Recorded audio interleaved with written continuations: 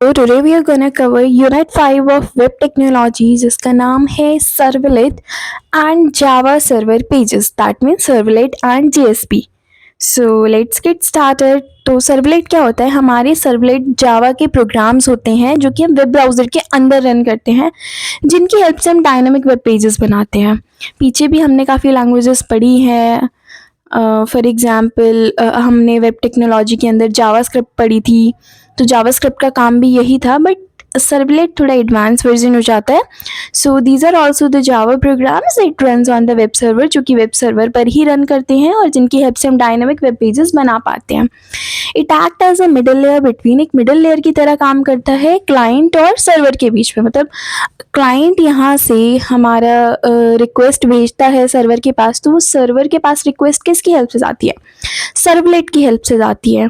Okay तो servlet is a server side Java program. हमें भी पता है सर्वलेट क्या होता है, एक सर्वर साइड का जावा प्रोग्राम होता है जो कि HTTP रिक्वेस्ट को हैंडल करता है, रिस्पॉन्सेज को हैंडल करता है और सर्वलेट कंटेनर के अंदर ही रन होता है। It helps to build dynamic web pages, web applications, web pages को बनाने में बहुत ज़्यादा हेल्पफुल होता है, जो कि डायनामिक होते हैं। तो why do we use servlet? Servlet को हम यूज़ क्यों करते हैं? क्योंकि वो बहुत ज़्यादा फास्ट होता है, प्लेटफॉर्म इंडिपेंडेंट होता है, किसी प्लेटफॉर्म पर डिपेंड नहीं होता है, ऑब्जेक्ट ओरिएंटेड होता है, बहुत ईजिली हम मेंटेन कर सकते हैं। These are use to handle the request obtain from the web server. तो ये क्या करते हैं? हमारी रिक्वेस्ट को ऑब्टेन करते हैं, जो कि रिक्वेस्ट को हैंडल करते हैं जो कि हमारी वेब सर्वर से आई होती है, उन रिक्वेस्ट को प्रोसेस करते हैं। क्लाइंट है हमारा, क्लाइंट ने एक रिक्वेस्ट भेजी, तो सर्वलेट क्या करेगा? उस रिक्वेस्ट को पहले देखेगा कि ये रिक्वेस्ट है क्या, फिर HTTP सर्वलेट की HTTP सर्वर्स जो होते हैं हमारे, उनकी हेल्प से वो सर्वर के पास पहुंचाएगा। फिर वहाँ से जो भी रिस्पॉन्स प्रोड्यूस होकर आएगा, सर्वर जो भी रिस्पॉन्स प्रोड्यूस करेगा वो फिर हमारा यूज़र के पास आएगा, दैट मीन्स क्लाइंट के पास आएगा। तो वो बीच में जो आना जाना हो रहा है वो किसकी हेल्प से हो रहा है? वो सर्वलेट की हेल्प से हो रहा है।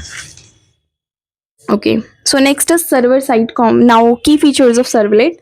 की फीचर्स क्या हैं सर्वलेट के? सर्वर साइड कंपोनेंट है, हमें भी पता है कि ये हैंडल करता है क्लाइंट की रिक्वेस्ट को, डायनामिक रिस्पॉन्सेज को जनरेट करता है, प्लेटफॉर्म इंडिपेंडेंट है, किसी भी सर्वर पे ये काम कर सकता है, बहुत ज़्यादा एफिशिएंट है, स्केलेबल है, मतलब मल्टी थ्रेडिंग का यूज़ होता है इसमें, और बहुत ज़्यादा परसिस्टेंट है, रीयूजेबल है, लेकिन मतलब एक बार लोड करके हम इसे बहुत ज़्यादा बार मल्टीपल यूज़ कर सकते हैं। रॉबस्ट है, सिक्योर है, इनहेरिट कर लेता है जावा की स्ट्रॉन्ग सिक्योरिटी को, सारे एक्सेप्शंस को हैंडल कर लेता है, टाइप सेफ्टी है, एक्सटेंसिबल है, हम इसे एक्सटेंड भी कर सकते हैं और बहुत ज़्यादा फ्लेक्सिबल है। तो now life cycle of servlet, this is very important, it came mainly in 7 marks, so please go through it in a very well manner. So the very first one is loading and instantiation. Loading and instantiation का मतलब क्या है कि जो भी हमारा web होता है वो लोड करता है सर्वलेट क्लासेस को, जो वो पहली बार रिक्वेस्ट भेजती हैं, या तो वो सर्वर सेटअप का टाइम हो सकता है या फिर जब वो पहली बार रिक्वेस्ट को सेंड कर रही है। Okay so what does it do? ये एक इंस्टांस बना लेता है उस क्लास का जिसने भी हमें रिक्वेस्ट भेजी है, तो वो उसका इंस्टांस बना लेता है using constructor. Next is initialisation. अब जो भी हमने इंस्टांस बनाया है वो एक बार इनिशियलाइज होगा, मतलब ये हमारा सिर्फ एक ही बार कॉल होता है, तो it is use for initialisation. Task सिर्फ एक ही बार बनता है, एक ही बार यूज़ होता है, सिर्फ इनिशियलाइज करने के लिए, दैट मीन्स डेटाबेस को ओपन करने के लिए या फिर कनेक्शन करने के लिए बेसिकली यूज़ होता है। So we use to write here public void init throw servlet exception. यहाँ पर हम इसका सिंटेक्स भी बोल सकते हैं इसे, या फिर ये हमारा बेसिकली नॉर्मली भी इनिशियलाइजेशन में हम यही लाइन लिखते हैं। After that request ending, that means service. तो इनिट के जस्ट बाद हमारा सर्विस मेथड आता है। ये हमारा हमेशा कॉल होता है हर एक क्लाइंट रिक्वेस्ट के बाद, मतलब जितनी भी क्लाइंट रिक्वेस्ट भेजेगा सारी रिक्वेस्ट के बाद हमारा सर्विस मेथड आएगा। और सर्विस मेथड क्या करता है? That it determines that the request, determine करता है जो भी उस रिक्वेस्ट का टाइप है और एक प्रॉपर अप्रोप्रिएट मेथड भेजता है। मतलब यूज़र ने एक रिक्वेस्ट सेंड करी, ये हमारा यहाँ पर एक यूज़र है, यूज़र ने एक रिक्वेस्ट सेंड करी, यूज़र ने रिक्वेस्ट सेंड करी, यहाँ पर सर्वर के पास पहुँची कि भाई यहाँ पर इसकी ये डिमांड है, तो यहाँ पर पहले वो इंस्टांस बना, इनिशियलाइज हुआ, यहाँ पर पहुँचा सर्वर के पास। तो यहाँ पर पहुँचने के बाद क्या होगा? वो देखेगा कि भाई इसे किस टाइप की सर्विस चाहिए, ये किस टाइप के मेथड को हम अप्रोच करें जो हम उसकी सर्विस को फुलफ़िल कर सकें। सो वो सारा हमारा ये सर्विस का काम होता है कि किस टाइप की रिक्वेस्ट उसने करी है और कौन सा मेथड हमें कॉल करना है। तो ये HTTP रिक्वेस्ट टाइप चेक करता है। ओके, सो इसका सिंटेक्स क्या है? Public void service, servlet request request, then servlet response response. मतलब अगर कुछ रिक्वेस्ट होगी तो वो according to it will show, और अगर कोई रिस्पॉन्स करना होगा तो then this. Otherwise throw servlet exception. अगर कुछ नहीं है तो एक्सेप्शन थ्रो करो, IO exception. Next is destruction. जैसे ही हमारा काम खत्म हो गया, तो ये भी एक ही बार कॉल होता है, जैसे इनिट एक ही बार कॉल होता है, हमारा काम खत्म हो गया तो हम रिमूव कर देते हैं उसे मेमोरी से। तो मेमोरी से रिमूव करने का हमारा बेसिकली पर्पस क्या है? That it is use to release resources. मतलब जो भी हमारे रिसोर्स है उसे रिलीज कर देते हैं और अपनी फाइल को क्लोज कर सकते हैं डेटाबेस कनेक्शन से। So public void destroy. तो इसके फ्लो चार्ट को देख लेंगे, वही है। अगर एग्जाम्स में आता है तो आप डायग्राम के साथ इस पूरे आंसर को लिख कर आएंगे। नेक्स्ट है सर्वलेट आर्किटेक्चर। सर्वलेट आर्किटेक्चर क्या होता है हमारा? ये एक मिडल लेयर होता है क्लाइंट और डेटाबेस के बीच में। तो इसमें कुछ कंपोनेंट्स होते हैं। पहला कंपोनेंट है हमारा वेब ब्राउज़र। वेब ब्राउज़र क्या होता है हमारा? एक यूज़र इंटरैक्शन होता है। That means the user interact with the web application through the browser. तो यूज़र इंटरैक्शन होता है, मतलब हम किसी चीज़ से इंटरैक्ट कर पा रहे हैं, वेबसाइट की हेल्प से इंटरैक्ट कर पा रहे हैं। अगर हमें कोई आइटम्स ख़रीदना है या फिर कुछ भी चीज़ देखनी है तो हम वेबसाइट पर जाएंगे, फिर उससे इंटरैक्ट कर पाएंगे। तो यूज़र इंटरैक्ट करता है वेब एप्लीकेशन से थ्रू ब्राउज़र की हेल्प से। तो ब्राउज़र क्या करता है? सेंड करता है HTTP request. It sends the HTTP request to the web server. Example देख लेते हैं इसका कि हमें कोई लॉगिन फॉर्म सबमिट करना है या फिर कोई वेब पेज ओपन करना है। Next is web server. दूसरा इसका कंपोनेंट क्या है? वेब सर्वर या फिर सर्वलेट कंटेनर। तो मतलब ये क्या करता है, यहाँ पे यूज़र ने रिसीव करी, then next one is web server ने रिसीव, वेब सर्वर जो होता है वो हमारा रिसीव कर लेता है क्लाइंट की रिक्वेस्ट को। इनसाइड वेब सर्वर सर्वलेट क्या करता है? सर्वलेट के अंदर बहुत सारी चीज़ें होती हैं। मतलब जो भी हमने यहाँ पर सारे मेथड्स पढ़े हैं life cycle of the servlet, वही सारी चीज़ यहाँ पर हमने इन पॉइंट्स में लिखी हुई हैं कि पहले लोड करता है, फिर इंस्टांस बनता है, इंस्टांस बनने के बाद इनर्ट इन मेथड्स बनते हैं, उसके बाद मल्टी थ्रेडिंग को हैंडल करता है और जनरेट कर देता है एक रिस्पॉन्स को। आफ्टर दैट सर्वलेट, मतलब यहाँ पर हमारा प्रॉपर जावा प्रोग्राम लिखा जाता है। दैट मीन्स सर्वलेट एक एक्ट करता है कंट्रोलर की तरह, क्लाइंट और सर्वर के बीच में एक कंट्रोलर का काम करता है। तो it can read data from the client, data को रीड करता है क्लाइंट से, process logic and interact with database, logic को प्रोसेस करता है और इंटरैक्ट करता है फिर उससे जितने भी रेलेवेंट डेटाबेसेस होते हैं, और फिर रिस्पॉन्स को जनरेट कर देता है। आफ्टर दैट डेटाबेस, डेटाबेस की नीड अगर होगी तो ही हम यूज़ करेंगे। तो if needed the servlet connects the database और द अदर सर्विस। अगर नीड पड़ी तो सर्वलेट जो है वो कनेक्ट करेगा उस पर्टिकुलर डेटाबेस से। तो डेटाबेस किस लिए यूज़ होते हैं? रिट्रीव करने के लिए, अपडेट करने के लिए, या फिर किसी चीज़ को डिलीट करने के लिए।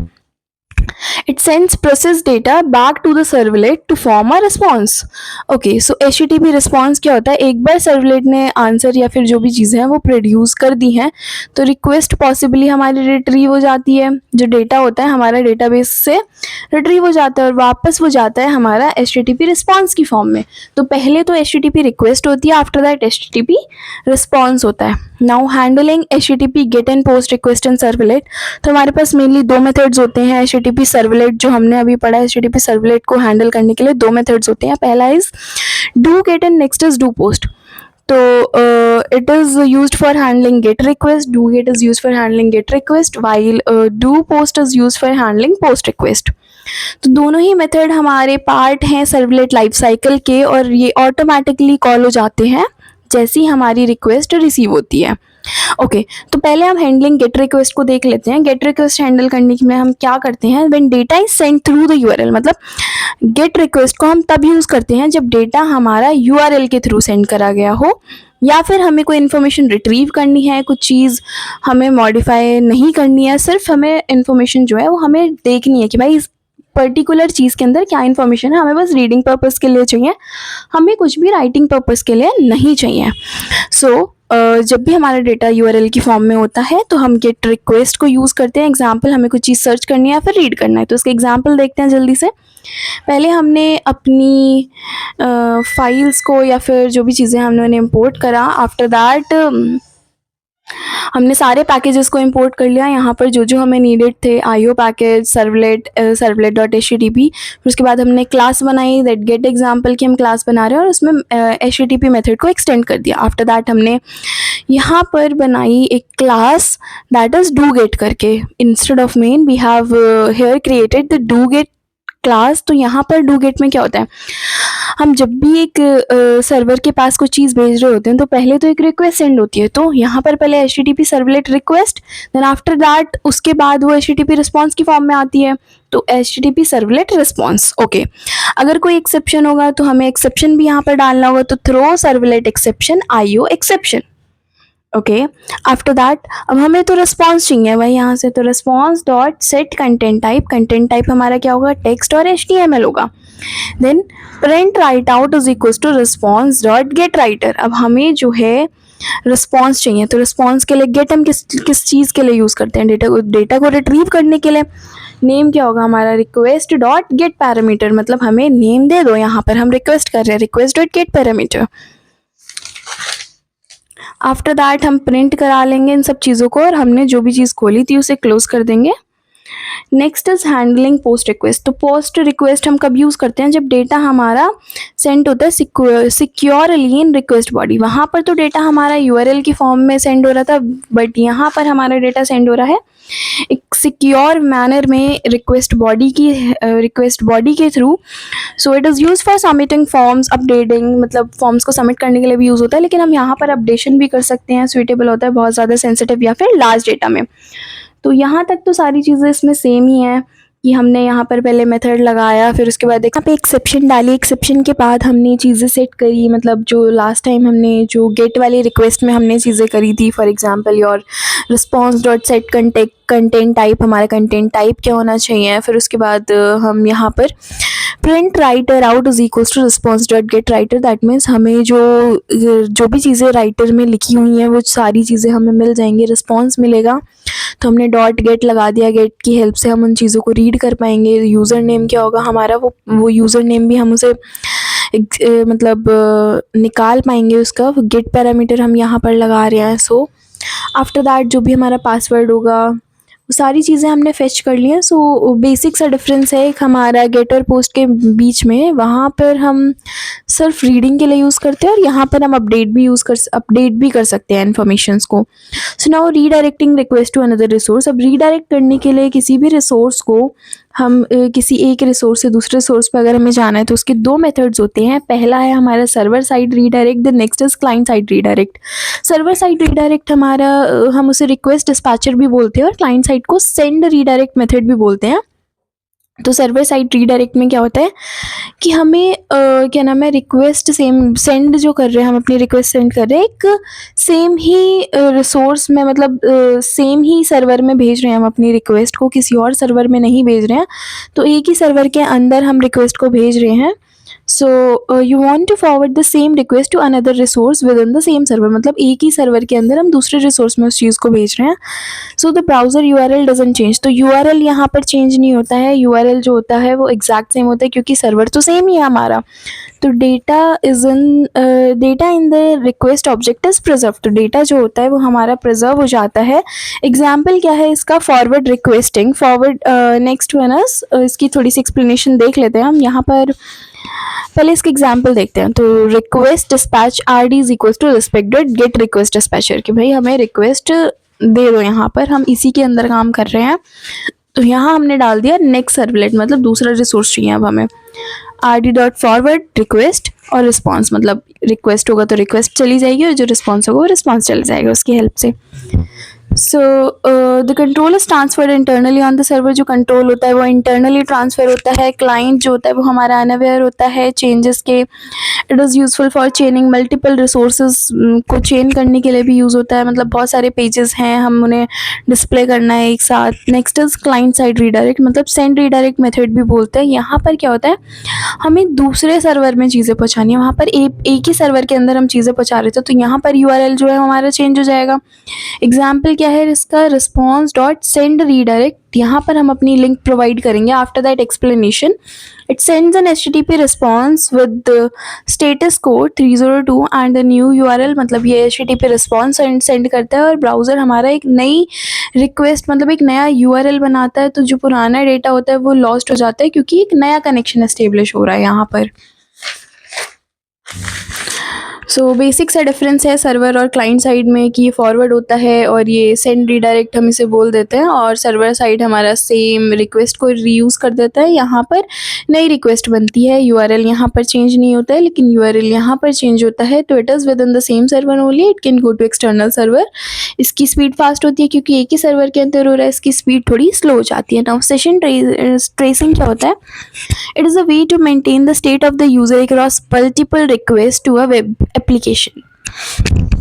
तो इसका मतलब क्या है कि मतलब एक ही स्टेट को हम मेंटेन कर रहे हैं बहुत अलग अलग रिक्वेस्ट के अंदर। मतलब वेब एप्लीकेशन में हमारे पास बहुत सारी रिक्वेस्ट आ रही है, मल्टीपल रिक्वेस्ट आ रही है, लेकिन हमने एक ही स्टेट मेंटेन करके रख रखी है उसके बाद भी।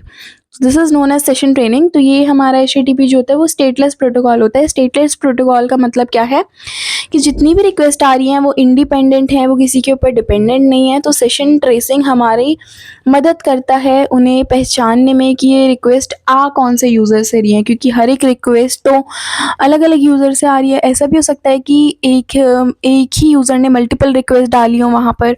सो सेशन ट्रेसिंग हमें हेल्प करता है आइडेंटिफाई करने में यूज़र को। So it is the mechanism to maintain the state of a user interacting with web application since HTTP is stateless. तो ये हमारा वही काम है कि यूज़र को आइडेंटिफाई करने में हेल्प करता है। तो इसकी नीड क्या होती है कि ये तो पहली बात तो यूज़र इंटरेक्ट कर पाता है हमारी वेबसाइट से, और फिर उसके बाद सेशन ट्रेसिंग हमारा हेल्प करता है इन्फॉर्मेशन को स्टोर करने में, रिट्रीव करने में। तो कुछ टेक्निक्स हैं सेशन ट्रेसिंग की, that is your cookies. Cookies क्या होता है? एक स्मॉल पीसेस होते हैं डेटा के जो कि हमारे क्लाइंट के ब्राउज़र में होते हैं और ये HTTP रिक्वेस्ट के साथ सेंड होते हैं। Next is hidden from field. Hidden from field क्या होता है?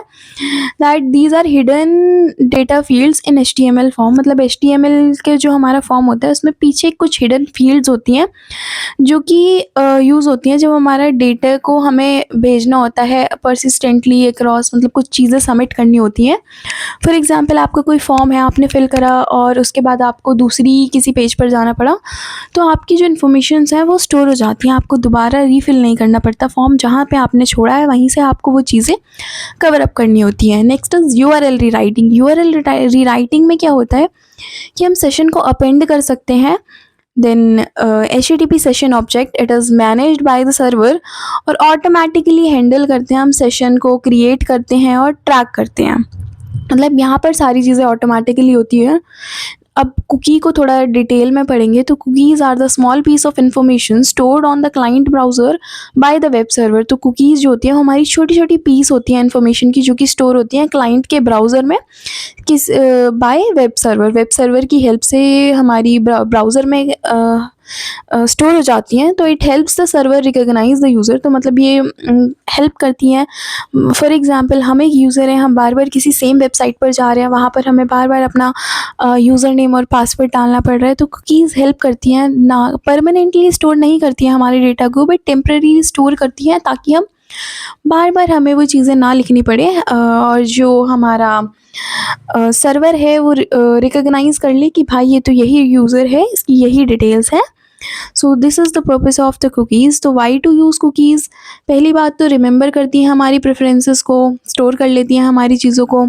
Session management, these they help website remember your user difference visitor as they navigate from the page to page. हाँ, तो वो वही चीज़ देखती हैं कि एक यूज़र को ध्यान में रख लेती हैं, क्योंकि हम जो अपने वेबसाइट पर जाते हैं, हम नेविगेट करते हैं, एक पेज से दूसरे पेज पर जाते हैं। These are also help for tracking, किसी को ट्रैक करने में, किसी एक्टिविटी को ट्रैक करने में। These are also very helpful. अब कुकीज़ काम कैसे करती हैं? सो वर्किंग देख लेते हैं कुकीज़ की। सो क्लाइंट पहले रिक्वेस्ट सेंड करता है, तो क्लाइंट ने रिक्वेस्ट सेंड करी, तो यूज़र ने जो एक HTTP रिक्वेस्ट सेंड करी ब्राउज़र को, उसके बाद सर्वर क्या करता है, क्रिएट करता है कुकी। मतलब सर्वर अपना पैकेज वगैरह बना रहा है तो कुकी का एक ऑब्जेक्ट क्रिएट होता है। आफ्टर दैट जैसे ही हमारा कुकी का ऑब्जेक्ट क्रिएट हो जाएगा तो सर्वर कुकी को भेजेगा क्लाइंट के पास एक रिस्पॉन्स की फॉर्म में।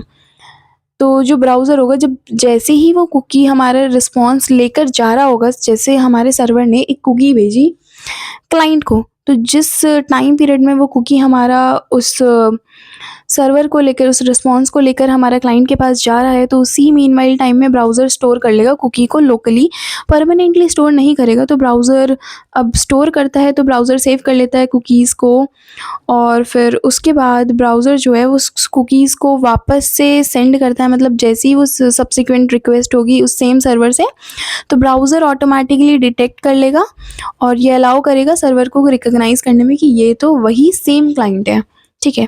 उसके बाद सर्वर रीड करेगा उस कुकी को, सर्वर को अब पता चल गया ब्राउज़र की हेल्प से, ब्राउज़र ने स्टोर करा हुआ था। फिर उसके बाद वो देखेगा भाई ये तो सेम ही सर्वर है, तो वो आइडेंटिफाई कर लेगा यूज़र को, उसकी सेशन को मेंटेन करके रखेगा और पर्सनलाइज रिस्पॉन्स देगा, एक अच्छा रिस्पॉन्स देगा।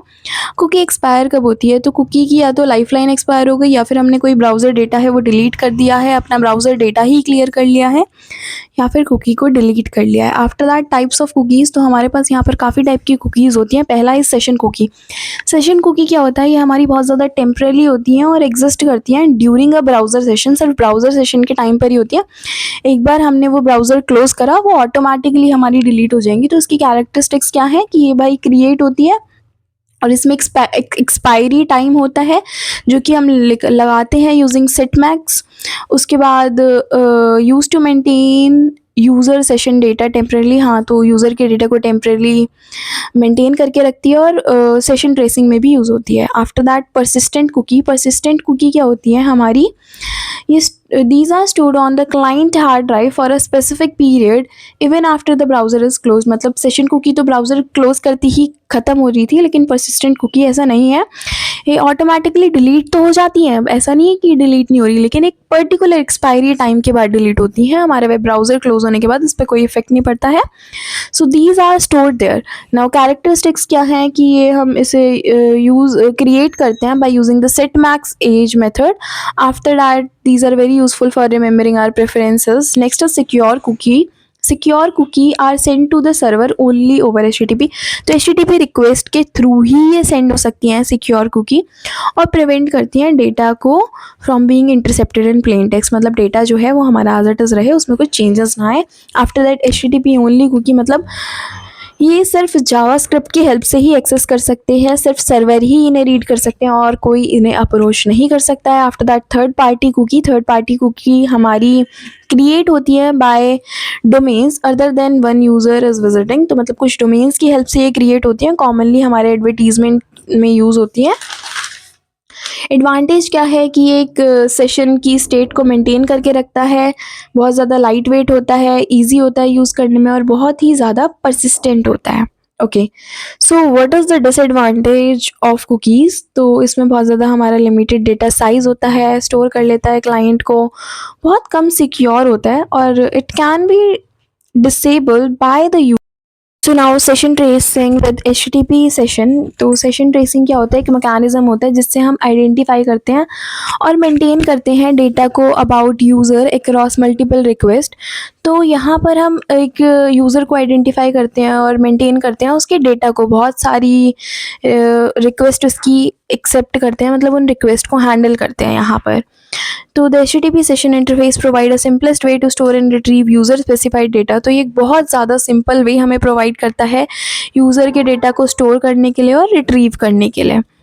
Each client get a unique session ID। तो हर एक क्लाइंट को एक यूनिक सेशन ID मिल जाती है, ताकि आसानी रहे जब उसे रिक्वेस्ट मिले तो हम उसे ईजिली आइडेंटिफाई कर पाएँ और उसे डेटा ईजिली असाइन हो जाए। तो what is it's use?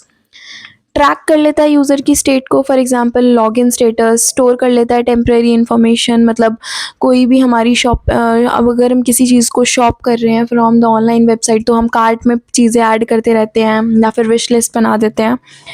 Next is handle authentication. Authentication को हैंडल करता है, शॉपिंग कार्ट्स को मैनेज करता है ई-कॉमर्स वेबसाइट्स में, और रिपीटेड डेटा बेसिस को रिड्यूस करता है कि बार बार हम सेम चीज़ों को फ्रीक्वेंटली एक्सेस ना करें, वो चीज़ें अवॉइड करता है और ट्रैक करता है यूज़र की एक्टिविटी को।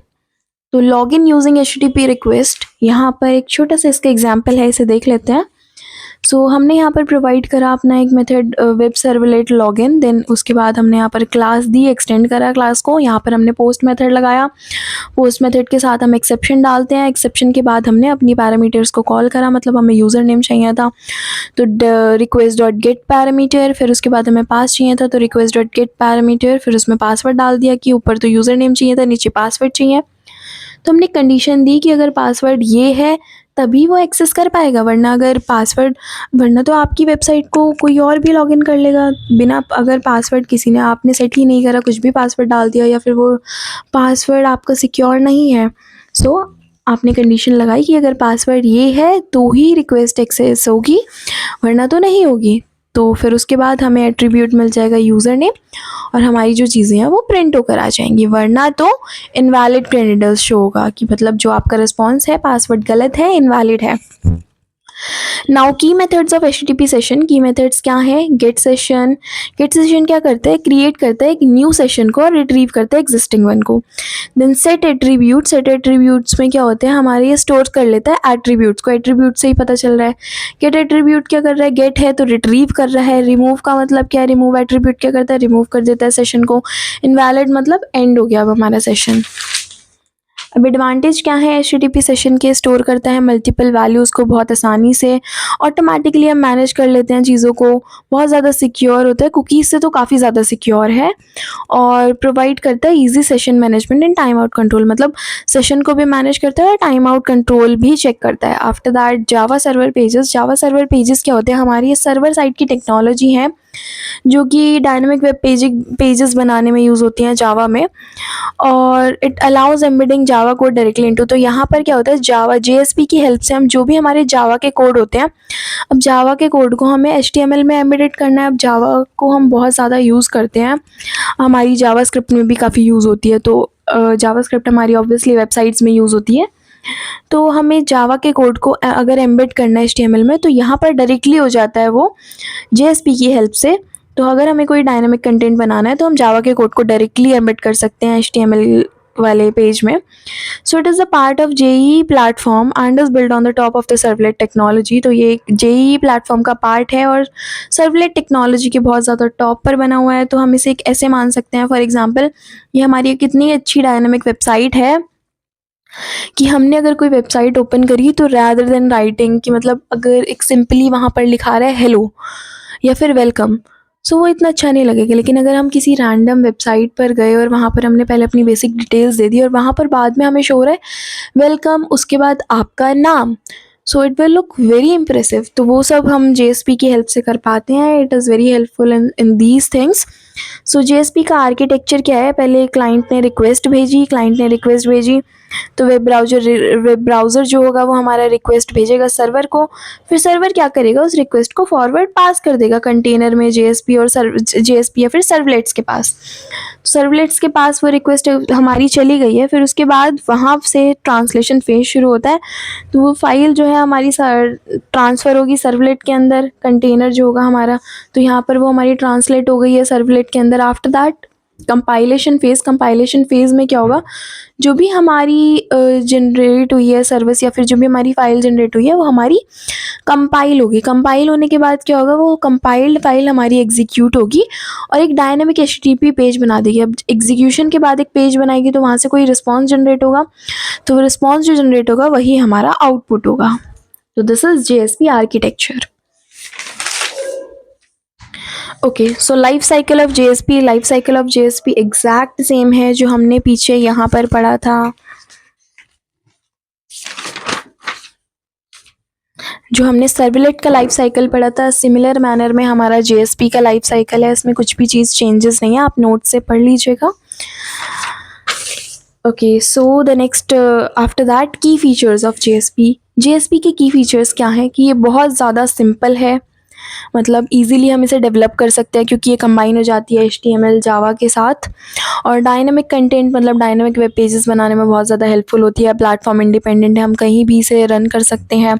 ऑटोमेटिक सर्वलेट कन्वर्जन है, ऑटोमेटिकली कन्वर्ट हो जाती है हमारी सर्वलेट में। इम्प्लिसिट ऑब्जेक्ट्स होते हैं, प्रोवाइड करते हैं इसमें built in objects. Reusable components होते हैं, मतलब ये सपोर्ट करता है जावा बीन्स को for reusability object logic. First Java server page example. तो यहाँ पर एक जावा सर्वर पेज का एग्जांपल देखते हैं, तो इसे अच्छे से समझेंगे। पहले हमने एक बेसिक HTML पेज बनाया, यहाँ पर अपनी बेसिक चीज़ें लिखी, तो हमने टाइटल में डाल दिया हम वेलकम पेज बना रहे हैं। फिर बॉडी के यहाँ अंदर हमने एक हेडिंग डाली that welcome to my website, और एक पैराग्राफ में हमने लिखा this is a simple web page. ये एक सिंपल वेब पेज है। तो ये पेज जो है, this page will always show the same content when a user visit it, but what if you want to make it dynamic like greeting the user by the name? तो ठीक है, अब ये जो वेबसाइट है, ये जो हमने पेज बनाया है यहाँ पर, ये एज इट इज़ बहुत ही सिंपल दिखेगा, मतलब welcome to my website, this is a simple web page. लेकिन अगर क्या हम इसमें ऐसा चेंज कर दें जो हमें यहाँ पर हमारा नाम दिखे when we open that website, तो हम इसे थोड़ा डायनेमिक बनाएं। तो उसके बाद हम क्या करेंगे, यहाँ पर एक जावा का कोड डालेंगे। उसके लिए हमें जावा का कोड डालना पड़ेगा। तो यहाँ पर अब हम जावा का कोड डालते हैं। तो जावा का कोड जो है वो हमारा हमेशा एक स्क्रिप्टलेट फॉर्म में लिखा जाता है। तो ये जो हमारा सिंबल है, इसे स्क्रिप्टलेट बोलते हैं। So this is a scriptlet, it allows you to embed Java code. इसकी हेल्प से हम जावा कोड को एम्बेड कर पाते हैं अपने JSP के पेज में। तो उसके बाद हम यहाँ पर अपना जावा का पेज लिखेंगे। यहाँ पर हमें फॉर एग्जांपल हम यहाँ पर करंट डेट डाल रहे हैं, मतलब जो भी हमारी करंट डेट है हमें वो डिस्प्ले होगी।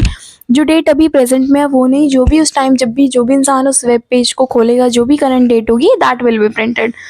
तो आफ्टर दैट जब हम इस फाइल को, so now here you can see how a static page converted into a dynamic JSP page by adding some Java code. तो हमने थोड़ा सा जावा कोड डाला, हमारा एक static page dynamic web page में कन्वर्ट हो गया।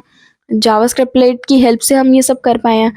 और फिर उसके बाद अब देखते हैं ये जब चीज़ें हमने ये फीचर्स ऐड करे तो हमारी वेबसाइट कैसे दिखेगी। पहले हम इस फाइल को सेव करना होगा JSP एक्सटेंशन की हेल्प से। जैसे ही हमने इसे एक्सटेंशन की हेल्प से सेव कर लिया, आफ्टर दैट हमें हमारी जो वेबसाइट है वो कुछ ऐसी दिखेगी। मतलब जो हमारा प्रिंट होगा, टाइटल हमें दिखेगा वेब पेज का, फिर हमारी फर्स्ट हेडिंग दिखेगी welcome to my website. After that हमें उसके नीचे प्रॉपर करंट टाइम दिखेगा जिस भी फॉर्मेट में हमने डाला है। Next is JSP and servlet. अब JSP और सर्वलेट में डिफरेंस क्या है? JSP is a web page that contain both HTML and Java code to create a dynamic web page। तो JSP में दोनों चीज़ें होती हैं, हमारी HTML भी होता है, Java कोड भी होता है, जिससे हम डायनेमिक वेब पेजेस बना पाते हैं। सर्वलेट क्या है? एक जावा प्रोग्राम ही है जो कि रन करता है सर्वर में और प्रोसेस करता है रिक्वेस्ट को और जनरेट करता है रिस्पॉन्सेस को। मतलब ये हमारा सर्वर के अंदर ही रन करता है, लेकिन रिक्वेस्ट को पहले प्रोसेस करता है और रिस्पॉन्सेस उसके बाद जनरेट करता है। मतलब ये सर्वर साइड पे ज़्यादा काम करता है। फिर it is mainly use for presentation. वो ज़्यादातर हमारा बिजनेस लॉजिक्स में यूज़ होता है, बहुत इजीली हम इसे डिज़ाइन कर पाते हैं, लेकिन ये थोड़ा कॉम्प्लेक्स होता है डिज़ाइन करने में। JSP को इजीली मॉडिफाई कर सकते हैं आप। डिज़ाइन करना इजी है तो मॉडिफाई भी इजीली हो जाएगा। यहाँ पर डिज़ाइन करना डिफ़िकल्ट है तो मॉडिफाई करना भी डिफ़िकल्ट होगा। ऑटोमेटिकली ट्रांसलेट हो जाता है सर्वलेट में। फिर उसके बाद कंपाइल्ड करते हैं हम कंटेनर की हेल्प से। हमें मैनुअली कोडेड करना पड़ता है और फिर उसके बाद कंपाइल होता है बाय द डेवलपर उसे कंपाइल करता है। यहाँ पर बहुत सारे बिल्ड एंड इम्प्लिसिट ऑब्जेक्ट्स होते हैं, जैसे कि रिक्वेस्ट, सेशन एंड ऑल। यहाँ पर हमें क्रिएट करने पड़ते हैं या फिर एक्सेस करने पड़ते हैं। दिस इज़ स्लाइटली स्लोअर, मतलब हमारी जो पहली रिक्वेस्ट है वो थोड़ी स्लो हो सकती है, उसके बाद फास्ट भी हो सकती है, but servlets are always faster. अब इम्प्लिसिट ऑब्जेक्ट्स हम इतनी देर से बोल रहे हैं, तो इम्प्लिसिट ऑब्जेक्ट्स होता क्या है? Implicit objects are predefined objects that the JSP container automatically makes available to every page। मतलब ये कुछ हमारे ऐसे प्रीडिफाइंड ऑब्जेक्ट्स होते हैं JSP कंटेनर के अंदर जो कि ऑलरेडी पहले से डिफाइंड होते हैं और ऑटोमेटिकली हमारे जो पेज होता है उसे अवेलेबल कर देते हैं। मतलब जो भी हमारा पेज है उसे कॉल कर देंगे ऑटोमेटिकली, हमें ज़्यादा कुछ करने की ज़रूरत नहीं है। Then you can use them without declaring or creating them। They can make coding easier। तो हम उन्हें यूज़ कर सकते हैं बिना उन ऑब्जेक्ट्स को डिक्लेयर करे या फिर बिना उन ऑब्जेक्ट्स को क्रिएट करे हम उन ऑब्जेक्ट्स को अपने JSP में यूज़ कर सकते हैं। तो ये क्या करते हैं, कोडिंग को बहुत ज़्यादा ईजी बना देते हैं। तो यहाँ पर कुछ बहुत ज़्यादा कॉमन इम्प्लिसिट ऑब्जेक्ट्स हैं और ये पीछे हमने काफ़ी कोड्स में यूज़ भी करे हैं। तो देख लेते हैं कौन कौन से हैं। रिक्वेस्ट ऑब्जेक्ट क्या करता है? रिप्रेजेंट करता है क्लाइंट की रिक्वेस्ट को। कि मतलब हमें डेटा लेना है, रिक्वेस्ट के पैरामीटर्स देखने हैं, तो इसकी क्लास टाइप क्या होती है, HTTP servlet request. After that response, response क्या करता है, रिस्पॉन्स को जनरेट करता है। फिर आउट, आउट क्या करता है, हमारा आउटपुट को सेंड करता है। तो system dot out dot println की तरह ही होता है, लेकिन एक वेब पेज की मैनर में, ना कि जावा वाली सेंस में। सो सेशन क्या करता है, हमारा स्टोर करता है एक स्पेसिफिक डेटा को। एक जब भी कोई यूज़र मल्टीपल रिक्वेस्ट डाल रहा है तो सेशन उसे स्टोर कर लेगा। आफ्टर दैट एप्लीकेशन क्या करता है, represent the entire web application and it is use to share data amongst all the user. तो ये रिप्रेजेंट करता है एक पूरे वेब ऐप को और शेयर करता है डेटा को अमंग मैनी यूज़र्स। आफ्टर इसकी क्लास टाइप क्या होती है, सर्वलेट कंटेंट। बाकियों की क्लास टाइप तो उनके नेम की तरह ही है बिल्कुल, लाइक रिस्पॉन्स की HTTP सेशन सर्वलेट रिस्पॉन्स थी, सेशन की HTTP सेशन थी। एप्लीकेशन की क्या होती है, हमारी servlet context. Okay, next is config. It is used to get initialization parameter for a JSP on a or a server from the deployment description. तो यहाँ ये किस लिए हेल्प करता है, हमें इनिशलाइज करने में पैरामीटर्स, जो भी हम पैरामीटर्स अपने JSP कोड में डालते हैं तो उन्हें इनिशलाइज करने में हमारा कॉन्फ़िग बहुत ज़्यादा यूज़ होता है। तो एक कोड देख लेते हैं, मतलब हम एक छोटा सा पैरामीटर यहाँ पर पास करेंगे। हमने दिया कि लैंग्वेज जो है वो जावा है, कंटेंट टाइप जो है वो हमारा HTML है और कैरेक्टर सेट हमारी एक दे दिया हमने दैट UTA। तो ये हमने एक जावा के कोड में लिखा, मतलब ये जो सिंबल है हमारा ये जावा के कोड को एम्बेड कर देता है। तो उसके बाद हमने अपना बेसिक HTML का बेसिक चीज़ें लिखी, हेडिंग डाली कि इम्प्लिसिट ऑब्जेक्ट का एग्जाम्पल है। आफ्टर दैट फिर से हम एक जावा का कोड इसके अंदर डालेंगे कि स्ट्रिंग नेम क्या है। अब हम यहाँ पर ये भी जो हमारे इम्प्लिसिट ऑब्जेक्ट्स हैं इन सब की हेल्प से हमने यहाँ पर कहीं भी अपने कोड में इन ऑब्जेक्ट्स को मेंशन नहीं करा है, कहीं भी इन्हें एक्सेस नहीं करा, कहीं भी इन्हें कॉल नहीं करा, लेकिन हम इन्हें डायरेक्टली यूज़ करेंगे। तो रिक्वेस्ट डॉट गेट पैरामीटर, तो यहाँ पर हमने डायरेक्टली यूज़ करा। After that here also we have used session dot get ID, यहाँ पर हमने सेशन का यूज़ करा। सो यही यूज़ है हमारा इम्प्लिसिट ऑब्जेक्ट्स का। After that action, standard actions in JSP। Standard actions क्या होते हैं हमारे, these are the predefined JSP tags जो कंट्रोल करते हैं हमारे JSP बिहेवियर्स को। मतलब इन टैग्स को हमें डिफाइन नहीं करना पड़ता, ये ऑलरेडी प्री डिफाइंड होते हैं और बहुत ज़्यादा हेल्पफुल होते हैं। मतलब कि कंपोनेंट्स को हम रीयूज़ कर पाते हैं इंक्लूडिंग अदर रिसोर्सेज, जैसे कि फॉरवर्ड रिक्वेस्ट हो गई, या फिर किसी बीन के साथ हमें इंटरेक्ट करना है, कुछ चीज़ हमें डायरेक्टली लिखनी है तो हमें कोई टैग यहाँ पर खोलना नहीं पड़ेगा, हम डायरेक्टली उस काम को कर देंगे। After that standard actions in JSP are special tags that perform special task such as including other files forwarding request. तो वही चीज़ सेम इसमें लिखी हुई है कि कुछ स्पेशल टैग्स होते हैं जिन्हें हम डिफाइन नहीं कर सकते, मतलब जिन्हें हमें डिफाइन नहीं करना पड़ता, हम डायरेक्टली उन चीज़ों को कर सकते हैं। जैसे कि कोई रिक्वेस्ट फॉरवर्ड करनी है, किसी जावा बीन के साथ हमें काम करना है। सो कुछ स्टैंडर्ड एक्शंस हैं हमारे यहाँ पर, जैसे कि JSP dot include.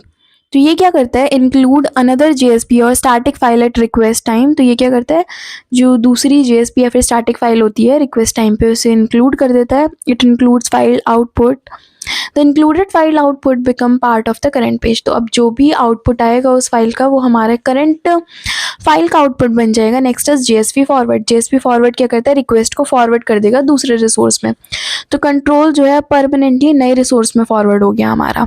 Next is JSP param. JSP param क्या करता है हमारा, JSP इंक्लूड के अंदर हम इसे यूज़ करते हैं या फिर JSP फॉरवर्ड के अंदर यूज़ करते हैं। इन दोनों में हम पैरामीटर्स, अगर इन दोनों में हमें कोई पैरामीटर पास करना है तो हम JSP पैरम का यूज़ करेंगे। After that JSP use bean. JSP use bean का काम क्या होता है, यहाँ पर हम एक बीन या फिर कोई ऑब्जेक्ट क्रिएट करना है तो हम इसका यूज़ करेंगे to create an object. After that JSP dot set property. JSP set property किस चीज़ के लिए यूज़ होती है, अगर हमें कोई प्रॉपर्टी सेट करनी है या फिर कुछ चीज़ अपडेट करनी है, और अगर हमें कोई प्रॉपर्टी को फेच करना है या फिर रिट्रीव करना है तो हम JSP डॉट गेट प्रॉपर्टी का यूज़ करते हैं। Okay, so I think this is the second last topic of this unit.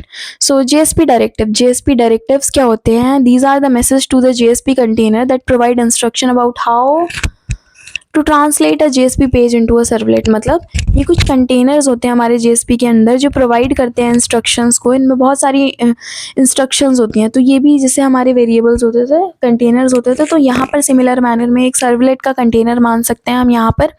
इसमें बहुत सारी इंस्ट्रक्शंस होती हैं और ये हमें बताते हैं कि जेएसपी का जो पेज है, अब जेएसपी का जो पेज है हमने पीछे भी पढ़ा था, वो एक सर्वलेट में तो कन्वर्ट होता ही होता है। तो यहाँ पर अगर हम जेएसपी के पेज को सर्वलेट में कन्वर्ट कर रहे हैं तो वो किसकी हेल्प से कर रहे हैं? हम यहाँ पर डायरेक्टिव्स की हेल्प से कर रहे हैं, क्योंकि ये डायरेक्टली हमें बताते हैं, ये हमें इंस्ट्रक्शंस देते हैं। तो डायरेक्टिव्स के अंदर हमारे पास बहुत सारी इंस्ट्रक्शंस होती हैं जो हमें बताती हैं कि कैसे जेएसपी पेज को हम एक सर्वलेट में कन्वर्ट कर सकते हैं। So these are the special instruction that tells the JSP engine how to process the page. और ये आउटपुट को डायरेक्टली तो नहीं हमें दिखाती हैं, लेकिन वो हमें एक पूरा स्ट्रक्चर्ड मैनर से बता देती हैं कैसे कैसे हमें चीज़ें करनी है। तो इसका सिंटेक्स क्या है? At the rate directive attribute is equals to value after, फिर उसके बाद हमें ये टैग क्लोज कर देना है। तो हमारे पास कुछ टाइप्स ऑफ डायरेक्टिव्स होते हैं। The very first one is page directive. Page directive क्या करता है? हमारा डिफाइन करता है कि पेज डिपेंडेंट एट्रीब्यूट्स को हमारा डिफाइन करता है।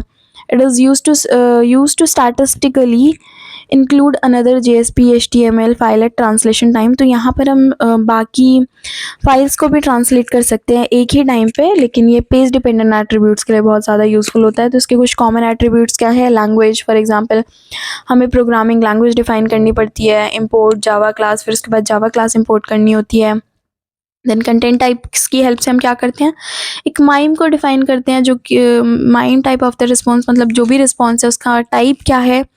देन सेशन, अनेबल और डिसेबल द सेशन ऑब्जेक्ट, जो भी हमारा सेशन ऑब्जेक्ट है हम उसे अनेबल करेंगे या डिसेबल करेंगे। After that error page, error page क्या करेगा? स्पेसिफाई करेगा कि वो पेज जो है वो हैंडल करेगा एक्सेप्शंस को या फिर नहीं।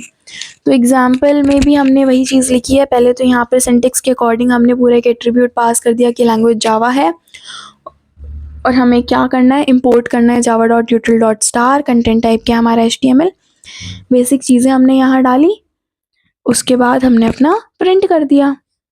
ठीक है, तो पीछे हमने एक डेट का फंक्शन बनाया था, तो हम यहाँ पर उस डेट के फंक्शन को डाल देंगे न्यू डेट, और उसके बाद today's date is we will mention it there. Okay, so include directive. Include directive क्या करता है? It is use to statistically include another JSP file at translation time. तो ये बाकी की JSP फाइल्स या फिर HTML फाइल्स जो होती हैं ट्रांसलेशन टाइम पर हमारा शो करता है। दैट मीन्स अभी तक पेज हमारा कंपाइल नहीं हुआ है, ट्रांसलेशन टाइम पर ही हमें सारी चीज़ें पता चल गई हैं। तो यहाँ पर इंस्टेड ऑफ, मतलब सिंटेक्स बिल्कुल सेम है, बस यहाँ पर इंक्लूड डायरेक्टिव है तो यहाँ पर इंक्लूड आ जाएगा, and here header dot JSP। तो सिमिलर मैनर में हम यहाँ पर इसका कोड लिखेंगे। पहले इसके सिंटेक्स के अकॉर्डिंग हमने यहाँ पर डाला, देन बॉडी लिखेंगे जो भी हमारा मन है। अपने बॉडी में कुछ भी हेडिंग डाल सकते हैं हम लोग, तो यहाँ पर हमने डाली welcome to my site. After that at the rate include file, मतलब footer.jsp। ठीक है, the include file content become part of the JSP at the compile time. तो अब ये जो इंक्लूड डॉट फुटर फाइल जो हमने बनाई है, ये कंपाइल टाइम में JSP का पार्ट बन जाएगा। Next is tag lib directive. Tag lib directive क्या होता है? It is use to define and use custom tag. तो जो भी हमारे कस्टम टैग्स होते हैं उन्हें डिफाइन करने के लिए हम टैग लाइब्रेरी का यूज़ करते हैं। तो इसका भी सिंटेक्स सेम ही है, बट यहाँ पर टैग लाइब्रेरी यूज़ हो जाएगी, और यहाँ पर ऑब्वियसली पूरा URI हमें प्रॉपर देना होगा। So the last topic is custom tag and libraries. Custom tag क्या होते हैं? Custom tag libraries allow developer to create their own tag, मतलब हम अपने खुद के टैग बना सकते हैं अपने एक्शंस को देख के। जो भी टैग हमें नीडेड है, जो भी हमारे JSP में डिफाइन नहीं है, अकॉर्डिंग टू इट हम कोई भी अपने टैग को बना सकते हैं। तो they help in reusing code, reducing javascriptlets and making JSP page cleaner. JSP page को बहुत ज़्यादा क्लीन बनाने में हेल्पफुल होते हैं। Then why use custom tag. Custom tag को हमें यूज़ क्यों करना होता है? To separate business logic from presentation. अपने बिजनेस लॉजिक को प्रेजेंटेशन से अलग करना, मतलब प्रेजेंटेशन को बाद में हमें थोड़ा और इंटरेक्टिव बनाना है तो हम उसमें कोई चेंज कर सकते हैं, लेकिन लॉजिक हमारा सेम ही रहेगा। लेकिन अगर प्रेजेंटेशन में कोई एरर आ गया तो हमारे लॉजिक में भी एरर आने के चांसेस हैं, हमें पूरा कोड हमारा ख़राब हो सकता है। तो it is use to differentiate those things. It is use to avoid the Java code in JSP। It is use to make Java modular and reusable. JSP को बहुत ज़्यादा रीयूजेबल बनाता है। It make pages easier for designing, मतलब हम pages को बहुत ज़्यादा ईजीली डिज़ाइन कर सकते हैं, जिन्हें हम मतलब जो लोग जावा के बारे में कुछ जानते भी नहीं है वो भी इसी बहुत ईजीली डिज़ाइन कर सकते हैं जेएसपी की हेल्प से। सो कंपोनेंट्स ऑफ कस्टम टैग के 3 कंपोनेंट्स होते हैं या फिर 3 पार्ट होते हैं। The very first one is tag handler class. Tag handler class क्या होता है? Java class that defines the behaviour of the custom tag. तो एक जावा की क्लास होती है जो डिफाइन करता है जो बिहेवियर है कस्टम टैग का। इट एक्सटेंड्स टैग सपोर्ट और सिंपल टैग सपोर्ट। तो ये क्या करता है? एक्सटेंड करता है टैग के सपोर्ट को। The next one is tag library descriptor. तो टैग लाइब्रेरी डिस्क्रिप्टर क्या होता है? An XML file that defines the tag name. तो ये हमारी एक एक्सएमएल फाइल होती है जो कि डिफाइन करती है टैग का नाम, टैग को कौन हैंडल कर रहा है, उसकी क्लास क्या है, उसके एट्रीब्यूट्स क्या है। फिर लास्ट कंपोनेंट आता है हमारा JSP file, JSP page. JSP page क्या करता है? The JSP page that uses the custom tag by importing the tag library. तो यहाँ पर ये हमारा जेएसपी पेज जो है वो कस्टम टैग्स का यूज़ करता है, किस लिए? टैग लाइब्रेरीज को इंपोर्ट करने के लिए। So that's it for the today's video. So now we have completed the unit 5. Thank you.